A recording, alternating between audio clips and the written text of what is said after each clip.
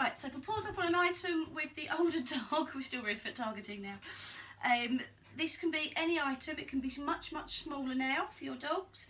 We're not looking for them to be up there for too long. We're not looking for them to be really stretching and reaching out. We certainly don't want their heads pointing up too much because that can put a lot more pressure on the back legs.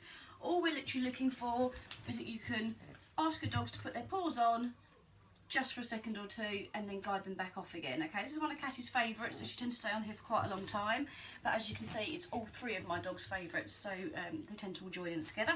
So all you want to do to begin with is just literally luring your dog until they put one or two paws onto the item you've chosen. That's a good girl.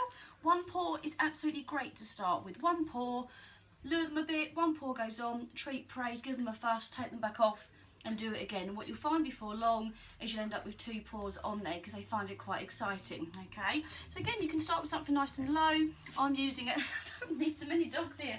I'm using one of my conditioning exercise pieces of equipment because that's what mine are very used to using. Taylor, just hold on. And all we're looking for is just that slight movement. Once they get an idea, and you can put a word to this, so literally as you're guiding them, paws up, what a good girl. Not that she can hear me. It's very clever, and off you come. Off. And paws up. There's a good girl.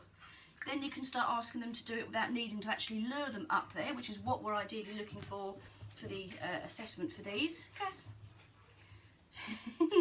I don't need you. I need Cass. And that's what we're looking for a non-lure. So she has a hand signal because she can't hear, but the treat was in the other hand. I haven't lured her on, I've just shown her, and she's done the rest by herself. Okay, she's still up there, which is fine. We just need a couple of seconds, if that, and then your dog's coming off. Now, to extend this, if you want to also use this as your stay, so rather than doing a sit down or stand stay, if you'd like to do a paws up stay, all we're looking for again is exactly the same as this. Merlin, good boy, just stay out of it. This kind of position, but without your intervention, without you holding them in position, just literally asking for that stay,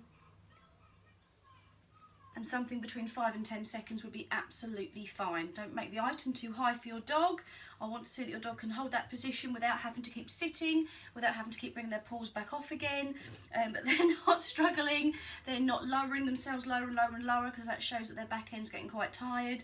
But as you can see with Cass, that they're just holding that position nice and strong, and that would be great for one of your stays. If you want to do paws up on an item as your stay for this older dog version, that is absolutely fine as well. But we're looking that your dog can hold that position for 5 to 10 seconds, and they're not, she's now getting tired, as you can see, she's now getting lower and lower.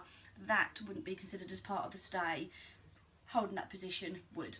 Okay, so this is your paws up on an item.